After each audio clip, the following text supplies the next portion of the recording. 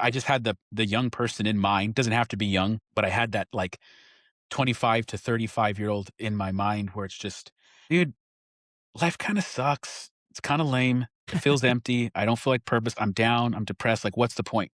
And so it's a book that says why you're feeling like this. It's because you're saturated in materialism. You've been brought up in the wrong story. And here's the ways that the church has, for 2,000 years, combated false stories in the people's lives. And that's the rites, rituals, practices of the faith. And then try to show them how spiritually they work, but also just like on a very practical level, what happens to your body when you go to church and sing with other people? Because something's Mm. happening there. And so that's the appeal. It's also something that you could just hand to someone. I tried to write it in a way that would have very complex ideas, though, in a way that someone who's not a super reader could just grab a hold of and run with it.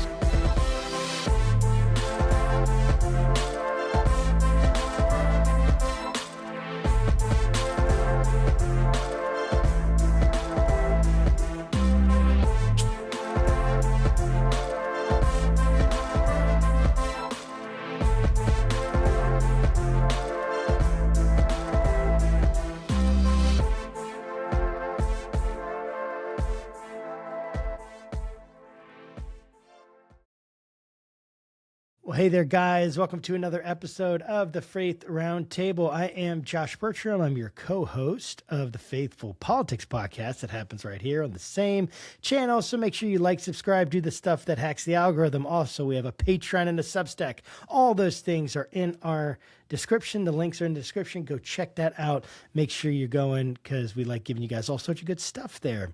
And here on the Faith Roundtable, we talk about issues intersecting culture and Christianity and what's happening in America. We talk to scholars and leaders and thought leaders, people trying to figure out what's going on, theologians and all kinds of different ilk. And today we're super excited to talk to Isaac Serrano. He is the lead pastor of the South Valley Community Church in Gilroy, California. He serves with the Regeneration Project and teaches theology and ministry as an adjunct professor at Western Seminary. And we're here today to talk to him about his latest book, or this book, When Life Feels Empty, 7 Ancient Practices to Cultivate Meaning. Isaac, thank you so much for coming on and spending some time with us today. Yeah, thank you so much for having me. I really appreciate it. Absolutely. So I gotta say, looking at this, When Life Feels Empty, what a compelling and interesting title. When you say life feels empty, what is that supposed to elicit in someone reading the title? And what do you mean? What's going on? Why are we writing a book and talking about a book about when life feels empty? Yeah, the emptiness has to do with kind of what is being called in the kind of the broader culture, the meaning crisis, which is just there's a lack of meaning in people's lives, and oftentimes they don't even know how to articulate it. And so it's very difficult when they describe being empty. It's Mm, like, well, what do you mean? yeah, And you'll hear people say, well, I don't really know, but it just feels like pointless. It seems like there's no real reason to do X, Y, Z. And of course, that's kind of affecting the culture as a whole, but it's particularly pronounced in young people. It's across the board demographically, but particularly among young people, there's this feeling that's like, hey, what's the point? And there's a feeling that life doesn't have any great purpose. And of course, that is grounded in the culture's dominant belief of materialism. And just like briefly stated, materialism. What I mean by that is not like our culture is greedy and want material possessions, although that is probably likely true as well. What I mean is philosophical materialism, which is the belief that the physical world is all that exists. And so, if you are in a culture that's dominant story is one that says the physical world is all that exists, then there's nothing transcendent. There's no greater meaning in life. I mean, at the end of the day, we're products of random chance, hormones, neuron synapses firing away, and so it's very hard for people to live inside of that story and believe their life has any real significance. yes, What difference are you between an animal, except maybe you're of higher intelligence? But as far as a right, grand purpose, you can't ground that in the materialist story. right. I mean, that makes a lot of sense to me, right? It seems like when like having a brain that's able to understand and think about and contemplate things like purpose and meaning, right? An ultimate purpose, right? Or some kind of like narrative that's driving towards some kind of significance and ultimate meaning. And then having that drive inside and then having this worldview that tells you, well, essentially that's ridiculous. Yeah. Now, maybe to you as a person, an ethical, sentient being, capable of moral reasoning, you might look at consciousness, something like consciousness, and think, "Oh, wow, that's rare, and rare thus means it should be preserved." But there's no logical that I can think of. Mhm. What's the logic connecting something that is something being rare to something being valuable? I'm sure there's all things, sorts of things that are rare that we don't find valuable, and I mean ultimately valuable. Yeah, The exactly. reason, right? The reason that we find it valuable, rare things, is because we have a mind that is able to contemplate the reality that if something's rare, there's not a lot of it, and therefore that somehow makes it valuable. Anyway, I'm kind of going on something right now, but you can respond to any of that if you want. Yeah, well, I mean, it really is a new project in the sense that people from the very beginning of human history, nearly every single culture, if not every culture, had religious structure in their lives. And so they had grand stories of the world, the universe that put themselves in this grand and in some type of grand narrative. And so Yes. you can find people dabbling with materialism here and there throughout history. But as far as a whole culture, this is a unique new project. And it's something that we haven't explored. So even though I'm a Christian pastor and I believe Christianity is uniquely true, everyone Mhm. throughout history had a story to place themselves in. All the religions of the world told people to look up and there is something more to life than just the material order. Mm. And they did that in various ways. Of course, there was ones that kind of sounded materialistic and stuff, but there's different manifestations in different ideologies. Nevertheless, the majority of people through all of history had something, a mechanism in their life that grounded them and gave them a higher purpose. And you need that because life is filled with suffering. Life is filled with Yes, it pain. is. So you have to be able to endure that in some way and have a reason to do so. So, for example, a person training for an event gets up early in the morning and goes jogging. It's freezing cold, it's 5 Yes. a.m., but you're training for some greater purpose.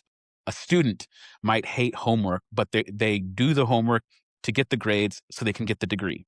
Yes. And we all have these little accomplishments that we shoot for, and we're able to endure things that we don't like in order to get them. But the greater the challenge, the greater reward you need on the other end, or the greater meaning or purpose. The word we that I often use in the book is telos. Telos is just an old Greek term meaning aim, purpose, direction, or end goal. And so, yeah, I can get up in the morning and jog for the goal of running a marathon. But to endure life with all of its suffering, you have to have something really, really worthwhile on the Yeah. other What's end. my tail? What's there?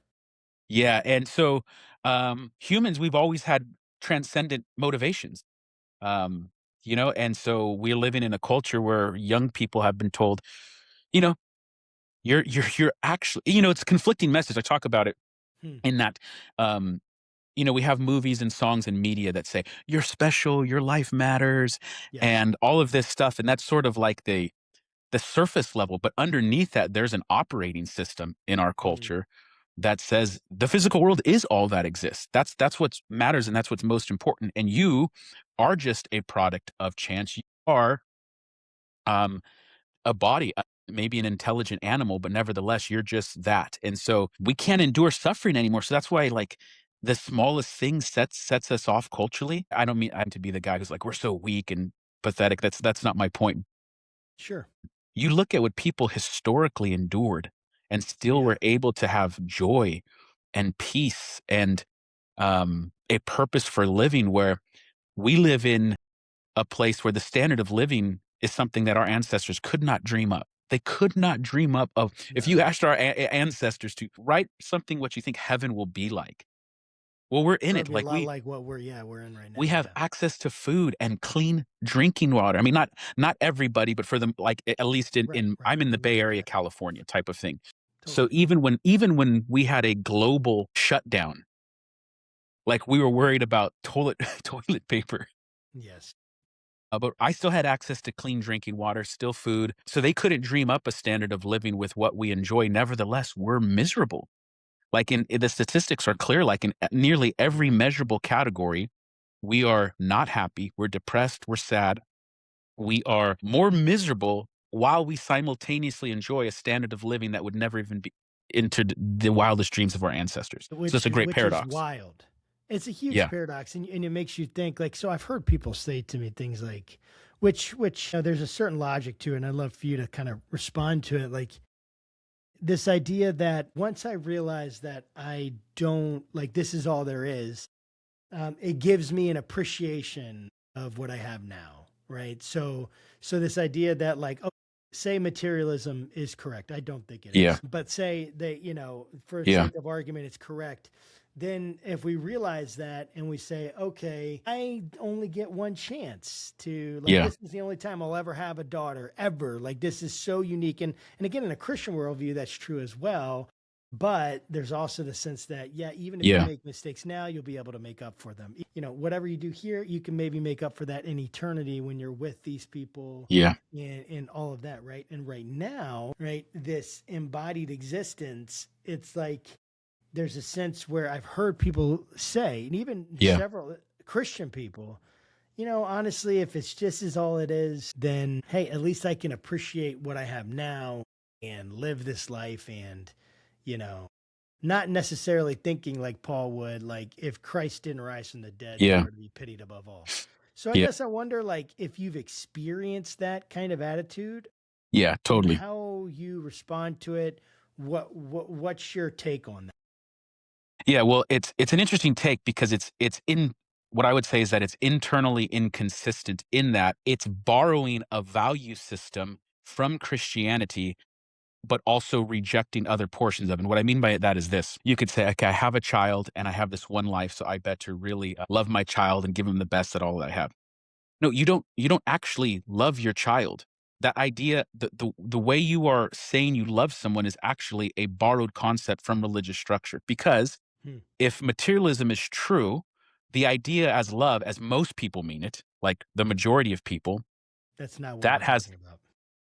doesn't have a material. It can't be. Right. There's no causal agency. There's no causal reason to articulate love in the manner that we do. So, for example, We would it's not say that you love is love. oxytocin, right? If like Yes, from a material, exactly. it's a If this is mixture a of social chemicals. bond, yeah, Yeah, it's a this chemical is a social reaction bond. essentially, right? It's something hardwired into your biology in order to propagate the species. So you don't actually truly love your wife. This is mechanisms in your body that are creating a social bond and contract in order to propagate the species. You don't actually love your child. You are designed this way to protect them so that your genes can be passed on to the next. But no one lives like that. The person actually, I shouldn't say no one. There's people who act, do try to go into that full blast, but no, you Sure. you live as if you actually love your wife. You live Yeah. as if you actually love your children, You and get that tears matters. when your daughter does something that makes you like touches your heart or whatever, and you can't even help it. It's just your daughter. Yeah, And you don't say, "Well, this is just biology. This is just you're appearing cute to me so that I adore you, so that I am a more protective yeah, so I father can figure pass of the on my household." But genetics. you live as if these things matter, and you live as if someone wrongs the ones you love, as if that matters. Why do you think this has become so entrenched? Like, why do we buy this? If there's such a stark difference between, say, like how I describe love for my wife versus what you would look at if you examined all of the chemical reactions and brain scans, right? You'd look at those things, you say, I don't know what to tell you about that. That's not what I feel, but if that's what it is, a chemical reaction, I don't know. Why is it that there's such a stark difference between when we're looking at it, like in your thoughts and your thinking? Why is it such a stark difference between when we're looking at the world and we're hey, I'm conscious. I receive the world as a unified experience, even though in my brain there's no place in which it all becomes unified that they found, right? Yeah, There's yeah. parallel counts, right? But why is it that we can have our experience? It's like we're being told to not believe what our eyes are telling us. I think in a very real sense, that's true, and there's a great debate exactly how that took root philosophically and ideologically in our culture, and then how it got passed on to the culture abroad over the last 200 to 300 years. But you could trace its roots back, 300 years. I know it's trendy to pin everything on the Enlightenment and go, this is where we went wrong. Da, da, da, da. The Enlightenment brought about a lot of great things, but it also brought about this emphasis on reason and materialism. And that's not to say the Yes. material world or reason is not important and very much important. We believe reason is given to us as creatures by God, and we're made in his image. But the classic example is during the French Revolution, where they're just getting rid of religion completely. We're going to get rid of religion, and then they end up setting up like churches as temples to reason. And so they're going to go, we're not going to do this religious stuff anymore. And then sure enough, very soon there's temples of reason, and now they're singing songs and hymns to reason. And at its climax in the Cathedral of Notre Dame, a woman actually dressed up as like reason, as an embodied figure, and she's brought into the temple because it's like we are oriented We're to the idol transcendent. factories. Yeah, Yes. we're Yes. oriented to have a religious structure. And so, from that, then those waters 200-300 years ago flow down to into our culture. And so one of the important things I think as a person of faith is, and let me caveat what I'm gonna say. There's definitely an important place for, like, what we'd call, like, traditional apologetics, like, why do we trust the Bible? Why Right, why do right, you right, think, right, right. Jesus rose from the dead? All that there's total I believe there's a place for that. But culturally, right now, I think we have a moment just to tell people, like, look, you believe and act as if the true, the good, and the beautiful matter. And where does that come from? When you watch something on the news and you see something that's just so unjust, so wrong, so evil, and you have this visceral gut level reaction that just is like, why? Why do you care that there is why is that there? Why is there this moral compass that differentiates us from, say, the animal kingdom? The elephant slaps the fly off of his back with his tail or something. Like, that's not a great injustice. Why do we have these things? Beauty.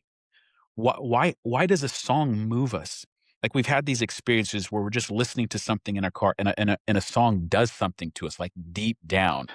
The good, like we want to see good in the world. We don't you get cut off on the freeway and you're angry, like, you don't wanna be mistreated, you don't like to be like, why are all these things there? And so I think what we should point people to is that we live and act as if there's something transcendent, that these values are above us in some sense, and then point people to, in the Christian tradition, the true, the good, and the beautiful are called the transcendentals, and they are meant to guide us to God. And so I think there's a positive argument that could be made off of those that is different than just the traditional apologetics. Like, no, you love.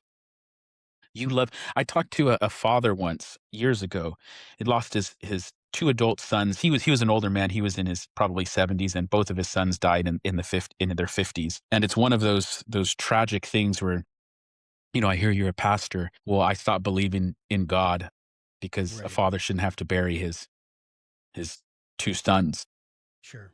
And that's true. Like, that's Yeah. true. Like, he Yeah. shouldn't have There's to. something that feels so wrong about It's that, and it something that doesn't feels feel so right. wrong. So then there's something wrong there. But then I go, I could tell you love your boys. You loved them, right? And I believe you know that that love is real, that there's something more to that than biology, right? And, with near tears in his eyes, he couldn't escape the reality that he in his heart knew Yeah. there was something more than just biology in his love for his It's children. not just material existence. And once Yeah. you cross that threshold, then the idea of the divine very much opens up, Yeah, right? exactly. And so we're just showing people that actually know we know this. We know this. And so the transcendentals traditionally have pointed us to the transcendent one who would be God. Yeah, I really like that. This I want to focus in on the metaphysical materialism a little bit more and really focus in on even more take us to why can't it supply your telos, your Yeah. ultimate aim? Why can't it do that? How so? Because someone might be an atheist or agnostic that's listening to this, or any or a nun. They just whatever. They don't Mhm. care. and they're like, hey, I'm living my life just fine. I'm happy. I enjoy good food. I go dancing on Friday nights. I listen to good music. I'm happy. I don't, I had someone comment on a video once here, like, I don't need your Christianity. I'm totally happy. I'm, sip my wine, walk around in the woods. It was something like that. And Yeah. I was like, well, yeah, I'm glad you're happy. So Yeah. how would you respond to this idea of like, well, what do you mean it's not supplying my ultimate aim? I feel like my life is aimed fine. Yeah, there's some people who can totally do that. Like, "Hey, I don't need God. I'm just living fine," until oftentimes something really, really bad happens, and then again, you have to what's the mechanism by which you endure suffering? And then also, what is the mechanism and this you gotta say this lightly, but then what is also the mechanism by which you value personal pleasure over the immense suffering in the world? Do you not care to do any is it just your hierarchy of values is placing you in the center, and if you're cool with that, great. Great, there's not much I can there's not much you can tell someone when they're like, "No, I'm living for me, I love it, and I don't And care I'm good. about all that." But most people are living inconsistent, so I just try to poke and say, "No, you actually don't think that, you actually do think this." It's very rare to find a true nihilist who thinks this world and our life has true meaninglessness and I'm okay with that, and I can live contently within that system. So most of the time, you're looking for something that's like, no, there's an inconsistency there. But yeah, if someone's totally committed to it, and it's like, okay, You're I like, I what can I doubt do? that you're as happy as you think you are, because truly, the most joy-filled people that I have run into are people that have found joy in the transcendent, Yeah. in God, in being able to, and bad things happen in life. It doesn't make it easy, but they're able to endure. The old saying is like there's no atheists in the World War One trenches. Like Right. Yeah. Yeah. everyone's. Foxholes and trenches. What I would do is just begin a conversation. Let me hear your story. Let me talk to you. Yeah. Do you actually think it's all good? Like you're not bothered by evil in the world? There's no such thing as evil. Remember, we're just animals. Okay. Okay. Because Do you that think is the that about case, you? right? That there's no Yes. such thing, at least objective evil, Yeah, so the right? I second so the mean, second yeah, the second you introduce a moral fabric that is kind of ever present in the universe to such a degree that we could say killing is wrong, well, then you have to have a justification for that. And so it yes. becomes very difficult to justify all the ways in which we live without appealing to something above. And people have tried. I remember Sam Harris was trying to do this years ago about having an ethical system within his atheistic framework. I think history in the last 5 years has shown that, like, most people didn't think that that worked itself out very well. But people try; they can try, and I just think a simpler and better answer is you're made in the image of God. You were created in love. You were designed from the ground up to know Him and to love Him and to be loved by Him. Well, I mean, and I think that's really well said, and it's really beautiful, and I do think it's important to bring out like the consequences of the worldview that nothing really has an ultimate end. You have a use kind of a paradigmatic case, and I'd love for you to talk about it. Mitchell Heisman's suicide Yeah. note. Could you kind of talk about what that was and what it said, and how this kind of shows us? It's the kind of this data that's pointing us towards like, hey, something is awry here.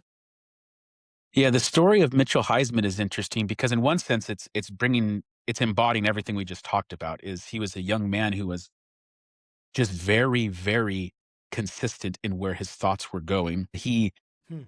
He lost his father at an early age, and he describes that event as a moment when he began to see the world kind of void of purpose. Like this doesn't make any sense.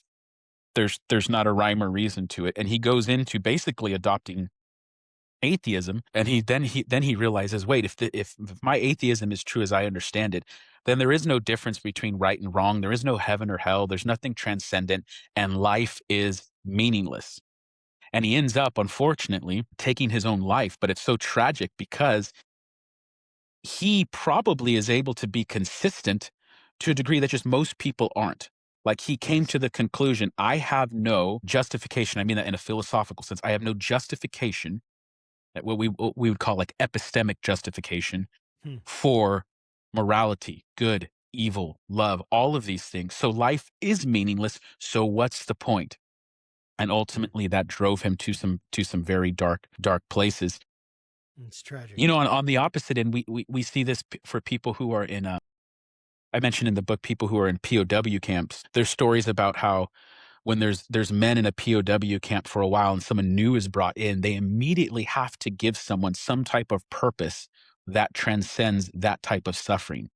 And they say again and again, if they can't find the why, they can't find the why to endure, then they'll soon be lost. But whys can't be grounded completely in materialism. Why? Well, it doesn't matter. It doesn't matter. And so the unfortunate conclusion is despair. And so that's what we see in our culture right now. Again, I don't think everyone's living completely consistently, but across the board, like misery is up, depression is up, addictions are up. Like every measurable category of misery is up. At the same time, we enjoy this great standard of living. So Mm, at least one cause of that, what I'm trying to argue is that we live in a horrible story. So the grand narrative isn't, the Christian story is that I am a part of God's story. There's a God above who loves me, who created me, who wants good for me. And he's given me family and people who are also image bearers who love me and are expressions of his goodness in my life. And I live within this story. But if you live within a story that says there is nothing above, there's nothing transcendent. Ultimately, when people do evil, they get away with it. No one cares in the long run. Nothing yeah. will ever be done. Like, if you think about all the evil that's been done in human history, all the injustice, and your conclusion is like, nothing will ever be done about it. That's a pretty dark place to go. Yeah, it is. Rather than the hope of the Christian tradition, that is the hope that he is making all things new. He will make things right. He will make things right. And so very dark place to be when you go into the despair of all of this suffering is for nothing. I mean, it's a super dark place to be. And as you're talking, I know that what you're saying, like, it resonates so much with me because I've had those kinds of experiences where when I was suffering and I knew what I was doing it for, it was immeasurably easier than when I felt like there's not even a point. I have been at the place where I feel like I don't even know what I'm Yeah, doing. This is meaningless. There's nothing, and none of that was true, but it was in here, and I was that's right. being like, I was either tricking myself or being tricked into it, whatever it was, right? Or a combination thereof. And it led me to the darkest places I've ever been in my life. And Yeah. meaninglessness leads you to very dark places. And the Bible talks about meaninglessness. You bring this out in your book. I'd love for you to bring the biblical perspective on meaninglessness and how and what tools does the scripture give us to combat this? Yeah, so a couple thoughts. One, how you mentioned there's times in life where you felt like you were suffering for a thing and it didn't make it like super easy, but it made the endurance better or Yes. it empowered you. The example I Yeah, use it is wasn't easier. I don't know what to say. It wasn't easier, but my ability to endure it was greater. So yeah, I guess in that, yeah, I yeah, don't know. totally. No, the best example for this is a woman's labor in that who Yeah, I would was thinking about that sign too. up? Yeah, Who would sign up to there's 9 nobody. months where you're uncomfortable, like all these things, excruciating pains and labor, but nevertheless, there is still a desire to bring forth children. And the reason for that is the telos of pregnancy is the birth of the child. And the birth of a child is so great that it enables you to endure that type of suffering. And so you always need a telos to help you get through suffering. Tiny telos can help you get through tiny suffering, like the marathon. I get up at 5 in the morning to go jog because I want to run the marathon. So tiny telos can fuel tiny suffering. Hmm. Jogging in the morning is not immense suffering. You Right. just don't want to get cold in the morning type of thing. You endure doing homework to get through it, to get to the degree, like we said earlier. Labor, there better be a baby on the other side. That's a great telos type of thing. And so again, when there is not that telos, the ability to endure goes away. And that's what we're experiencing culturally. Now, the scriptures have dabbled with this concept very early. So it's like, of course, we see the greatest revelation of this in Christ. But the book of Ecclesiastes deals with this very, very Mm, early on in yeah.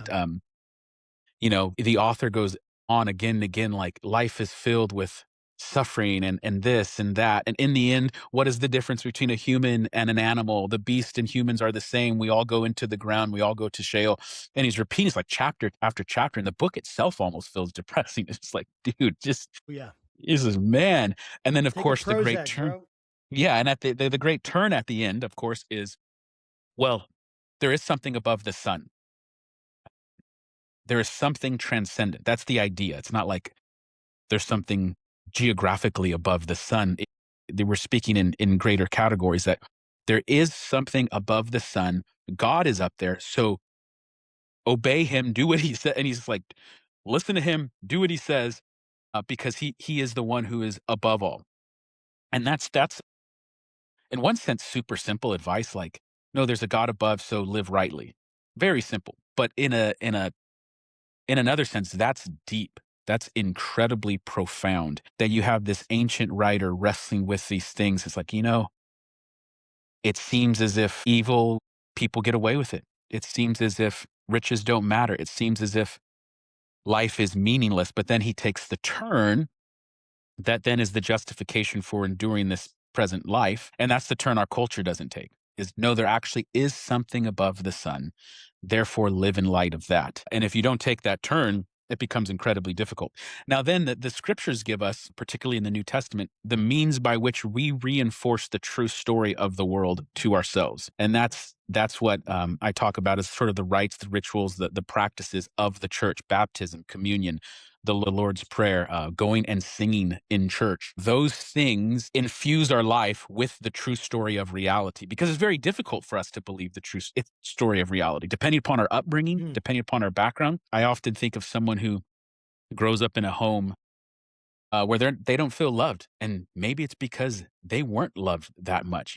Dad leaves you when you're 5 years old, never see him again. Mom is always berating you. You're never good enough. You're always at fault. So you grow up in this environment where you feel that you aren't loved. And then you make the turn and say, you know what? I'm not loved because I'm not that lovable of a person. And you have guilt and shame. Let's say you become a Christian and you believe God loves me and he forgives me of my sin. All of those thoughts that you've been brought up with since day one don't magically instantly go away. God can always do the miracle where he changes. You never wrestle with that insecurity again.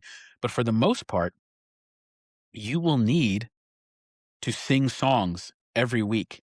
You will need to take communion often. You will need to be baptized. You will need to do these things that the church does because they tell the stuff in here that's the lies that has been told to us and that we tell ourselves. They pound the truth and they push out those lies. But you needed to do it regularly and consistently. Just like that person who maybe didn't feel loved growing up, they get married and on their wedding day, as their wife tells them in vow form, I love you, there's a voice in the back of their head saying, you don't. I'm not that love. But in a healthy marriage, year after year, date after date, hug after hug, kiss after kiss, I love you after I love you, you begin to believe maybe I am loved and maybe I can be vulnerable with this person because I trust them. And so we need those types of things to reinforce truth to us. And in the Christian faith, Christ has blessed us with these rites, these rituals, these practices that on a regular, consistent basis remind us of what is ultimate reality and what is ultimately true. Yeah, I think that's really well said. And I would love to dig into more. I mean, we've talked about this. We've kind of alluded to this and breached on this subject a bit. But what I would like to do is even take us even deeper into what happens when transcendence is denied. What are the consequences of that? And then how does transcendence like help us? Yeah. But yeah, what happens Yeah. when transcendence is denied? Yeah. So I tried to think of a easy, simple way to communicate it in the book. And I use the example of like toddlers and zombies, just sort of a little way to package complex concept. But essentially, when we kick God out and we deny transcendent, still have to, we're meaning making machines. We have to find something to orient ourselves to. If you don't have anything that you're oriented to, you don't walk in, like, you just stay put. So you have to have an orientation to your life. And then what our culture has done when you've kicked out the transcendent, we've typically done one of two things. We become zombies or toddlers. So the first one, toddlers, I use the example of my daughter. When she was very little, she had, like most kids, a little blanket or a little toy that she loved. And the blanket was something that gave her little comforts in life. So she was sad. Let me have a little blankie. It's bedtime. I need a little blankie. You got to eat your vegetables. Give me a little blankie. And sometimes it could be a toy truck or something like that. What happens though is that what starts off as a kind of minor comfort becomes something that's very, very important. It almost functions religiously. Like, I need this to face the day. And most parents at Mm, some point have had that talk with their toddler where, hey, it's time that we let the truck go. It's time that we remove little blankie. Because if you want your kid to mature, they can't take little blankie with them everywhere as a coping mechanism to deal with the struggles of life. And so essentially, what we've done as a culture is we've pushed off grand meaning, and we begin to assign religious value to things that can't bear the weight of that assignment. And so we make interesting. anything have religious value to it. Even if we're saying we're an atheist or an agnostic or we're not religious, we begin to assign religious meaning to things. Could be a relationship.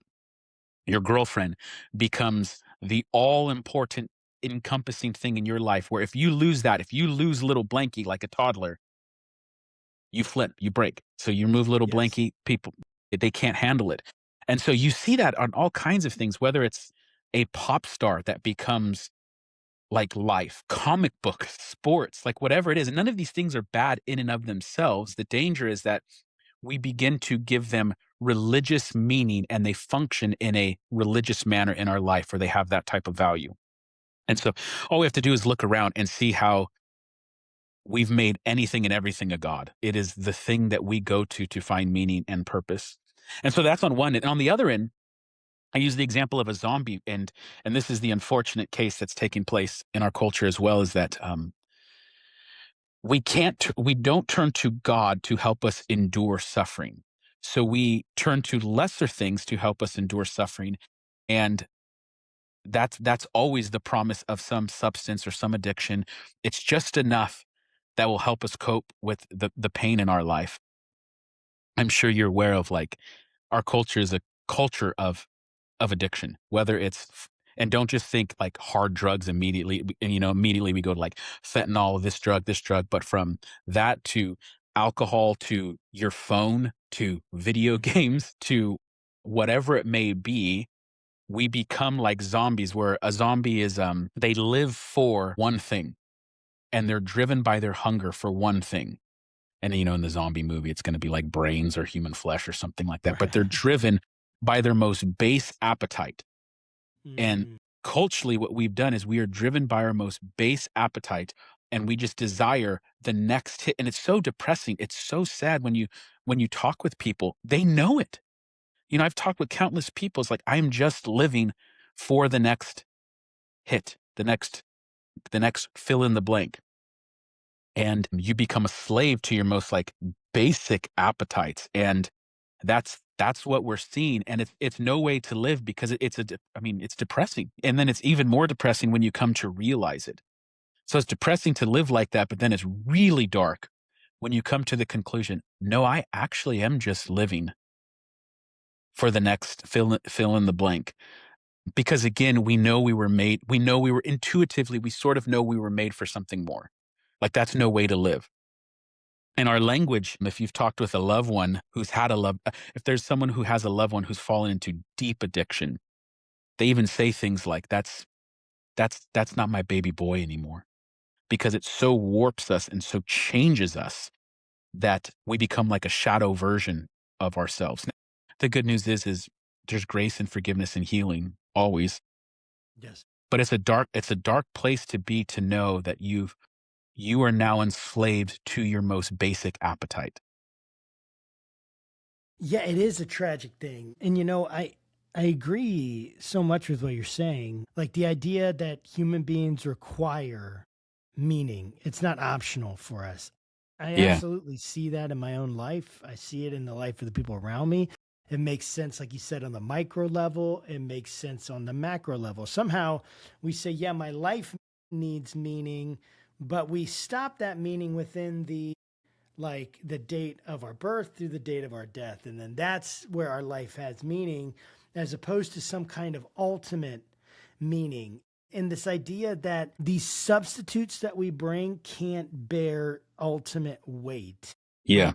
That's this idea, right? They bring out, they can't bear the ultimate weight of what we need, of the meaning that we need. Yeah. Because they're Why? fragile. They're weak They're gods. They break. fragile. They break. So little bankies will get old and fall apart. The stock market will crash. When we have these major economic collapses, people kill They kill they themselves for commit sure. suicide. They kill it. And it's because they can't fathom a world in which they've lost all of that. And it's overwhelming. You lose a relationship and you're talking to a 20-year-old and their girlfriend dumped them and it's the end of the world. Now, Yes. we've all been there and it hurts really bad, like Yes. when your girlfriend For dumps you sure. type For of thing. sure. For sure. But people can't see past that pain because there's nothing for them to set their eyes on that is Their greater than sense that. of meaning, their sense of transcendence has been removed. The Yeah, thing that it's they like thought was driving them and giving them purpose, now that's gone. That's why it can't bear ultimate meaning, because something that's going to bear ultimate meaning can't, like it has to endure. It has to be has to be durable. strong enough. Yeah. It has to be Essentially, it has strong to be enough, it has to be omnipresent, right? omnipotent. Like, it Omnipotent, has to yeah, be an omniscient. eternal, infinite type of thing to bear the weight of that. You can't just have some finite, fragile thing be the immovable object of strength in your life. And this is why people they don't have theology degrees or philosophy, but you just see like a story of an old grandma who endured like a Yeah. horrible life, and say things just like, I knew God would always do me right. In the end, he'd like make it right. And somehow, without all the philosophical knowledge or something, she had what she needed to get through. And in the midst of that, is happier than a lot of people who have technically a much better life than she had. Because those weak and fragile gods always fall apart. The idol always breaks. So you have to turn to something eternal and infinite that can bear the weight of that. So, what do you do with kind of the tension of, okay, so I'm looking at this and I'm like, okay, if I want to be happy, then I need to appreciate what I have. I need to appreciate what's here in front of me. I need to not give something more weight than it can actually bear. And I need to put my meaning into something greater. And so, like, someone could say, maybe like, hey, this life gives me, like I kind of alluded to this earlier, I guess Yeah. it makes me appreciate this life more. And I guess I'm thinking about this idea I've heard about, the key to happiness. Someone told me this. Again, I haven't checked it. It was like a documentary where they went and looked at this village that was very poor, but I guess like they're the Mm. happiest village on, I don't know. There's some way that they measured it. I haven't seen the Yeah. documentary, so I'm sure I'm butchering it. But the Yeah. idea of like, well, what is it? What do they do? Well, they think about death a lot because it reminds them that this moment is not to be taken for granted. And Yeah. so they're very present within the moment. Now, I think that's a very Christian thing, to be honest with you. Like, I think that's a very, like, not that they're Christians. I'm saying that Yeah. Christianity contains that tool, that attitude of being Yeah. present. But what's your Yeah. kind of response in that? Like, I guess it's like, yeah, I'm going to think about death, not because I'm going to think about death and realize there's meaning afterwards, but I'm going to think about it and that makes me happier here because Well, I yeah. didn't take it for Well, granted. I this don't know what. the idea that there is something after makes every moment matter all the more. So, no, every single moment, every day, every minute, every second, what we do in this life, all of it actually does matter because it's going somewhere. There is these things ultimately matter. It's not like if that isn't true, then this present moment, the second it's gone, whatever happened a second ago, It's gone it's forever. gone. It's gone. It doesn't matter. No justice will come about. No gift. Nothing will come out of that. And so every moment does matter within the Christian story. Reflecting on death is a part of the Christian tradition. It There's is. pictures you could see of Augustine with a human skull, a painting next to him. It's called Memento Right, Mori, and right. it's like, Yes, remember, yes, you're going yes. to die. So the Christian tradition has this belief that, no, remember, you are going to die. Many traditions celebrate Ash Wednesday, where you basically go to church and you're going to go to the ground. To dust you shall To return. ashes. And it's meant to us. And we, of course, because of modern technology and modern living, have completely outsourced death. So our loved ones, like, you know, back in the day, Yes, we you were absolutely have. taken care of with your mother or father in your home as they died, and your children were a part of that process. They saw death in the home, where we kind of just remove it completely, which is probably doing something to us. Again, it's a joke in movies where, let's say there's a war movie and someone gets shot and they're about to die, and the person who's about to die asks, like, am I going to make it? Am I okay? And the person's like, you're going to make it. You're okay. And it's obvious they're not okay and Right, they're not going to make right. it, because we lie at death. But the Christian answer is no, someone looked death in the eye and went into it and came out on the other side. And so it's not that death is easy, but it is to say we approach it differently because of the work of Christ. Yeah, I really like that. I really like that. If someone is coming up to this and they're thinking, well, hey, look, I have God, I'm not empty, right? It's atheists, it's godless, Mhm. it's the godless left. I'm the conservative dude on the program, so I hear that it's the godless left, it's the godless. I hear that all the time, and I don't buy those. Like, certainly Mhm. not like I used to in any way. That's way too much of an oversimplification, and it's just not true. Obviously, there's people that are godless on both sides. But anyway, I don't need to talk about that. What I'm saying is Yeah. that, what do you like? Someone's like, "Hey, I'm not empty. I love God." Why? What? This is for the atheists. What do you say to them? Yeah, I would begin, and every single person is different. Everyone has a different story. So there's never like, this is the formula you plug in for this person. I know you know that. Um, sometimes you just begin asking what someone, like, depending upon the person, they say, hey, I live a good life. I'm doing this. I don't need God. Well, what do you mean by good? Like, what precisely do Hmm. you mean by good? Oh, and then maybe they might define it as doing good for other people. Well, that's still not defining it, but you were getting closer. Why does it matter that you ought to do good for other people? And then as you explore those types of things, because most people will say that. Again, it's very hard to find the true nihilist that just says, I am living absolutely Right, selfishly for me and I don't care about anything else. They are there, but right. that's more rare. And so someone might say the importance of doing good for others. And that's where not only the Christian story, but Christian theology makes sense of their experience. So it's not a way to say, let me tell you why your system is wrong, but rather how what you are reaching for and pulling for actually makes best and most sense within the Christian theological framework. So, for example, the idea in Christianity is that God is eternal outside of time. So, before time began, before space began, there's just God, but God exists eternally as Father, Son, and Spirit. And Jesus says that before the world began, the Father has loved the Son has loved the Father, so that before time, eternally, there is a God who is love. And the reason why he creates the world is not out of necessity. It's because oftentimes people like, God wasn't lonely. He didn't need to create. The Christian faith has said that God is like Jonathan Edwards said it, he's an ever flowing fountain was his word. But the idea is that there's this ever flowing fountain of love and goodness within God himself. And so creation is made in order that God might infuse and diffuse his own goodness to the other. And so that creation exists because God is the ever flowing outward fountain of love. Made in his image then are called to do something similar, in that image bearers are supposed to bring forth goodness into the created order. And so, what it means to be human, at least part of what it means to be human, being made in the image of God, is that we are fountains of love and goodness, or at least we ought to be. because that is grounded That's in right. God himself. And your impulse, your natural, so going back to the atheist, your natural impulse to see treating others good, wherever that came from, that makes best sense in the Christian story, not in the story that says we're just highly intelligent animals.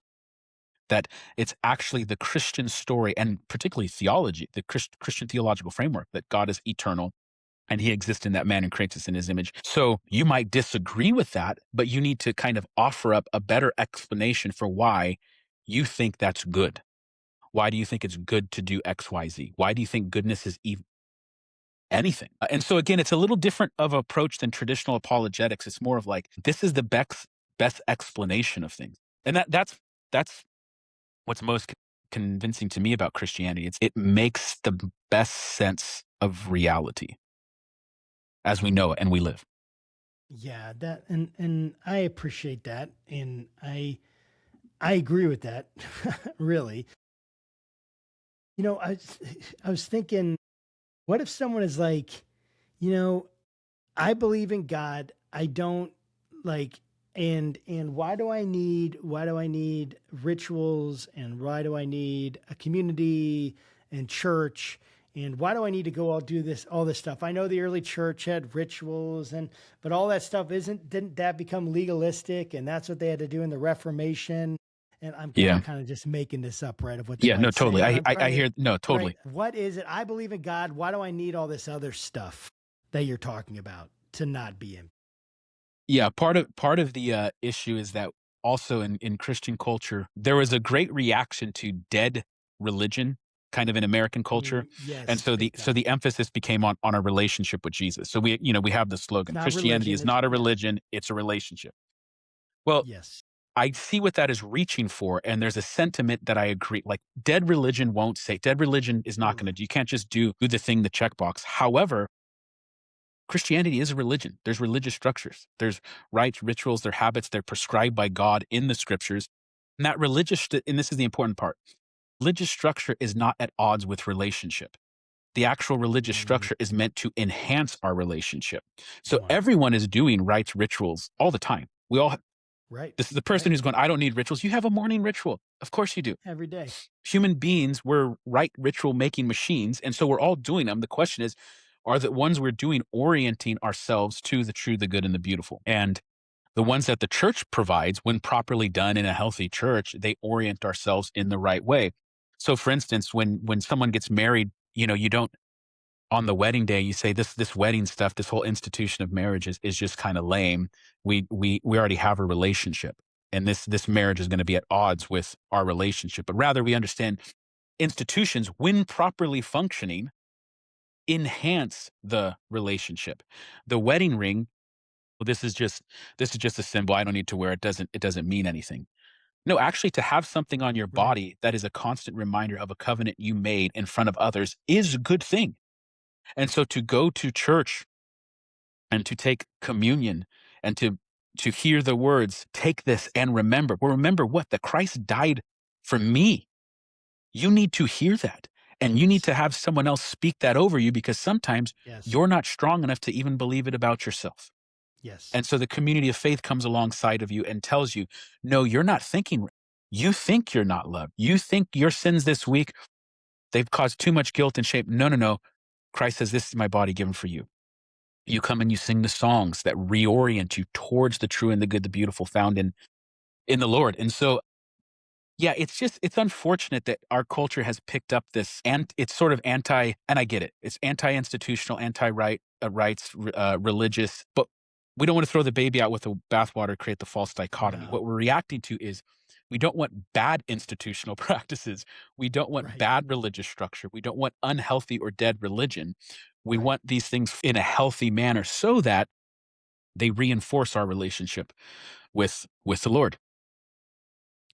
I really, really, really love that. Isaac, how can people connect with you? How can they get the book? Maybe this is kind of your appeal, like, hey, how do you want them to respond to this podcast and this Yeah. conversation?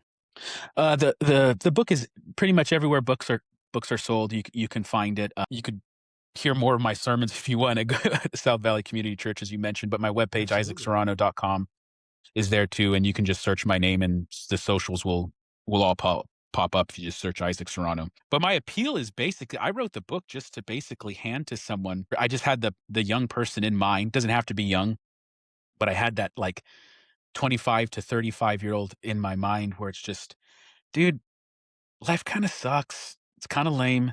It feels empty. I don't feel like purpose. I'm down. I'm depressed. Like, what's the point? And so it's a book that says why you're feeling like this. It's because you're saturated in materialism. You've been brought up in the wrong story. And here's the ways that the church has, for 2,000 years, combated false stories in the people's lives. And that's the rites, rituals, practices of the faith. And then try to show them how spiritually they work, but also just like on a very practical level, what happens to your body when you go to church and sing with other people? Because something's Mm, happening there. And so that's the appeal. It's also something that you could just hand to someone. It's I tried to write it in a way that would have very complex ideas, though, in a way that someone who's not a super reader could just grab a hold of and run with it. nice. I love that. Well, I appreciate it, man, so much. Seriously, I love this conversation. I could keep going. We try to keep them at an hour, so we'll wrap this one up. But I freaking love this conversation because I think it's so important that people are paying attention to this. What you believe, what you're being taught, what the narrative you're being told, it has implications and it Mhm. has consequences. And we need to pay attention not to just the way we live our life, but the stories that we're telling ourselves about our ultimate purpose. And I think you hit the nail on the head. And I just appreciate your work for the kingdom and for bringing this out for people. Thank you for doing that. Thanks so much for having me, and really appreciate it. Absolutely. And to our friends and viewers, guys, thanks for joining us. Make sure you're liking, subscribing, sharing this with people that need it. We need to get this great content out to more people. And only you can do that. It's in your hands. And we appreciate it. And until next time, guys, take care of yourself and God bless.